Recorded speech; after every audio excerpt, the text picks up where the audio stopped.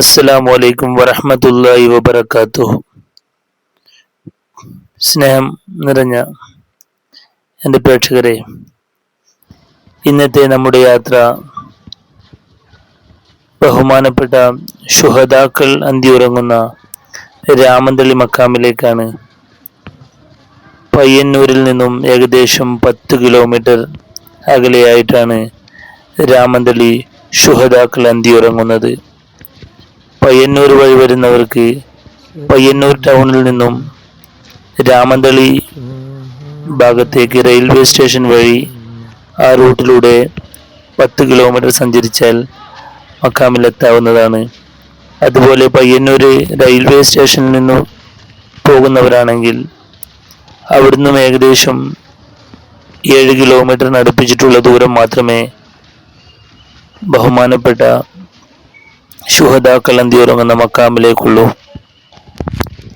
വളരെ മഷഹൂറായ ഒരുപിടി ശുഹദാക്കൾ അന്തിയുറങ്ങുന്ന മക്കാമാണ് രാമന്തളി മക്കാമ്.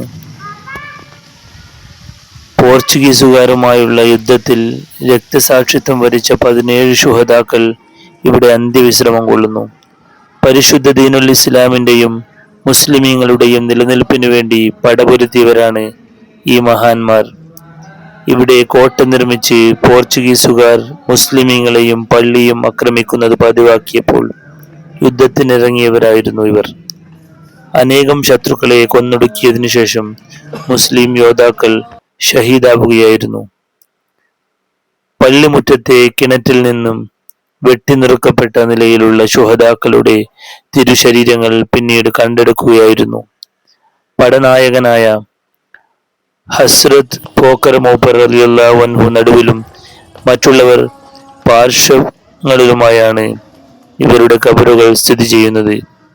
AD 16-ാം നൂറ്റാണ്ടിലാണ് യുദ്ധം നടന്നത്. ശുഹദാക്കളുടെ പേരുകളൊക്കെ ഈ മക്കാമിനുള്ളിൽ ആലേഖനം ചെയ്തു വച്ചിട്ടുണ്ട്. ഹസ്രത്ത് പോക്കർ മൂപ്പർ, പരി കലന്തർ, ബാക്കിരി ഹസൻ, പരി കുഞ്ഞിപ്പരി, ചെറിക്കാക്ക, അബൂബക്കർ, കമ്പർ, അഹ്മദ് റളിയല്ലാഹു അൻഹുമ. മറ്റ് 7 ശുഹദാക്കളുടെ പേരുകൾ അറിയപ്പെടുന്നില്ല. തൊട്ടടുത്തായിട്ടുള്ള മക്കാമിൽ സയ്യിദറാണ് അന്ത്യവിശ്രമം കൊള്ളുന്നത്. അതായത് ശുഹദാക്കളുടെ മക്കാമിന്